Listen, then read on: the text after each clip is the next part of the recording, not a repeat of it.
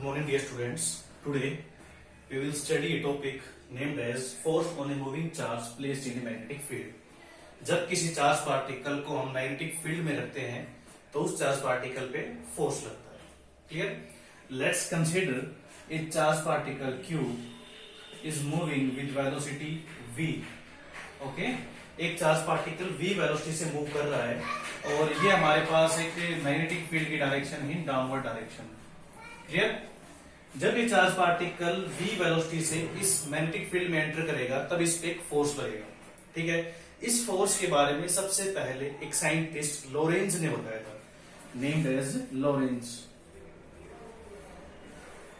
Okay, इसलिए इस force का नाम क्या है? लॉरेंज फोर्स, और we can say magnetic Lorentz force. Okay, तो जो लॉरेंज साइंटिस्ट था उसने एक एक्सपेरिमेंटल एक फैक्ट दिया, उसमें एक फॉर्मूला उन्होंने डिराइव किया. जो फॉर्मूला क्या था? F is equal to q V cross B. Clear? यहाँ पे F क्या है? F is the force. कौन सा फोर्स? जो इस चार्ज पार्टिकल पे लगेगा जब ये मैग्नेटिक फील्ड में एंटर करेगा. Q that is charge. कौन सा चार्ज है? इलेक्ट्रॉन है, प्रोटॉन है, अल्फा पार्टिकल है. ठीक है, ये चार्ज हो गया. V velocity of the charge particle, B is the magnetic field. Clear? Now यहां से हम देख सकते हैं कि जो V क्रॉस B है, V क्रॉस B ये क्रॉस प्रोडक्ट है, और F जो है वो V क्रॉस B का एक क्रॉस प्रोडक्ट है. मींस जो F है, F जो है वो परपेंडिकुलर है किसके? वेलोसिटी के, और फोर्स है वो परपेंडिकुलर किसके है? मैग्नेटिक फील्ड के. ओके, इन दोनों का क्रॉस प्रोडक्ट फोर्स है, तो फोर्स इसके भी परपेंडिकुलर है और फोर्स इसके भी परपेंडिकुलर है. क्लियर? मींस ये हमारे पास एक कंडीशन आ गई. अब देखो, जब चार्ज पार्टिकल इसमें एंटर करेगा तब इस पे फोर्स लगेगा, ये हमें पढ़ना है. ये हमारे पास वेक्टर फॉर्म में है, ये फोर्स वेक्टर फॉर्म में है. ठीक है, जब इसे हम मैग्नीट्यूड की फॉर्म में लिखेंगे तो कैसे लिख सकते हैं? Q, और जब क्रॉस प्रोडक्ट को खोलेंगे यहाँ पे तो क्या आएगा? V B sine theta. तो Q V B sine theta. तो ये हमारे पास आ गया मैग्नीट्यूड की फॉर्म में फोर्स. क्लियर? अब देखिए यहाँ पे एक कंडीशन देखते हैं हम लोग. फर्स्ट कंडीशन, वो कंडीशन क्या है? लेट्स कंसीडर ये हमारे पास मैग्नेटिक फील्ड की डायरेक्शन है. This is the direction of magnetic field है. अगर एक चार्ज पार्टिकल यहां पे रखा है, दैट इज चार्ज पार्टिकल. ये चार्ज पार्टिकल रेस्ट पे है फिलहाल. It is not moving in the magnetic field. Okay, when this charge particle is at rest, then what will happen with this? It means here velocity of charge particle is zero. जब velocity charge particle की zero होगा तो हम देखेंगे कितना force लग रहा है. फोर्स का फॉर्मूला तो ये है आपके पास. तो we know F is equal to q V B sine theta. अगर वेलोसिटी जीरो, अगर यहाँ जीरो पुट करेंगे तो फोर्स कितना हो जाएगा? जीरो. इट मीन्स जब कोई चार्ज पार्टिकल मैग्नेटिक फील्ड में रखा हुआ है तो मैग्नेटिक फील्ड उस पर कोई भी फोर्स नहीं लगाएगी. कब? जब वो रेस्ट पे है. ठीक है, magnetic field does not exert any force on A charge particle when it is at rest. Clear? Next condition, next condition देखते हैं इसकी कि नेक्स्ट कंडीशन क्या हो सकती है इसकी. ओके, नेक्स्ट कंडीशन ये हो सकती है. देखो सेकंड कंडीशन क्या है इसकी? When this is a magnetic field, okay, and this is a charge particle Q is moving in the direction of magnetic field. अब की बार ये चार्ज पार्टिकल मैग्नेटिक फील्ड की डायरेक्शन में ही मूव कर रहा है. क्लियर? ये हमारे पास चार्ज पार्टिकल की वेलोसिटी है और ये हमारे पास मैग्नेटिक फील्ड है. ये स्टूडेंट्स आप लोग देख सकते हो कि यहाँ पे V और B के बीच में एंगल कितना है. देखो, हमने एक फॉर्मूला जो देखा था Q V B sine theta, ये वाला फॉर्मूला. इसमें जो एंगल है थीटा वो किस किस के बीच में है? एंगल है वो V और B के बीच में है. हमने फॉर्मूला लिखा था, ये हमारे पास फॉर्मूला था F is equal to q V cross B. जो एंगल थीटा है वो इन दोनों के बीच में है, V और B के बीच में. क्लियर? तो देखिए स्टूडेंट्स, यहाँ पे एंगल कितना है? Here theta is equal to zero. Zero ही है क्योंकि दोनों एक ही डायरेक्शन में है, वेलोसिटी भी और मैग्नेटिक फील्ड भी. क्लियर? अगर थीटा यहाँ पे 0 है तो फोर्स की वैल्यू आप लोग निकाल सकते हो, we know F is equal to q v B sine theta.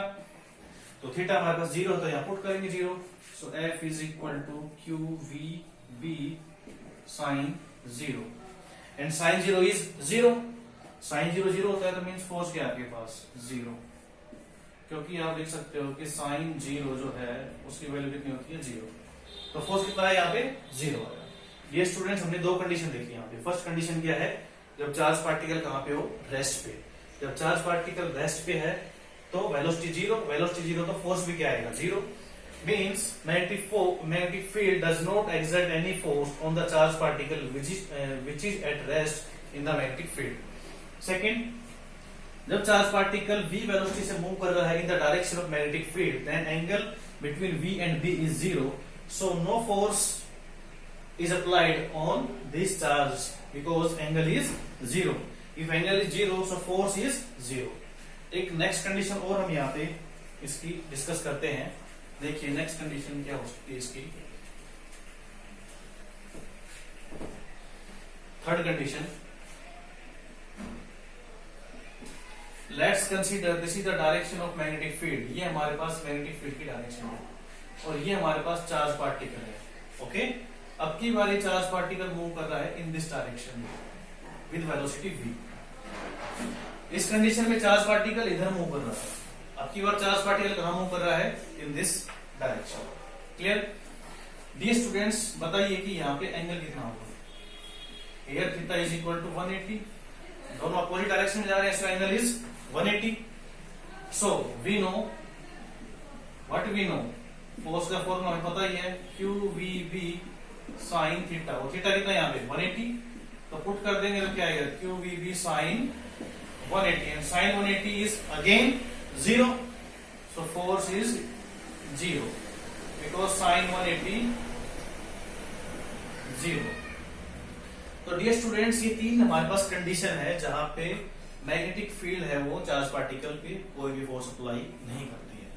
जब चार्ज पार्टिकल रेस्ट पे हो, जब वो पैरेलल हो मैग्नेटिक फील्ड के, मतलब मूव कर रहा हो, और वो एंटी पैरेलल मूव कर रहा हो मैग्नेटिक फील्ड के, इन तीन केस में चार्ज पार्टिकल पे मैग्नेटिक फील्ड कोई फोर्स अप्लाई नहीं करेगी। इसकी एक कंडीशन और देखते हैं, ठीक है, एक फोर्थ कंडीशन और इसकी देखते हैं।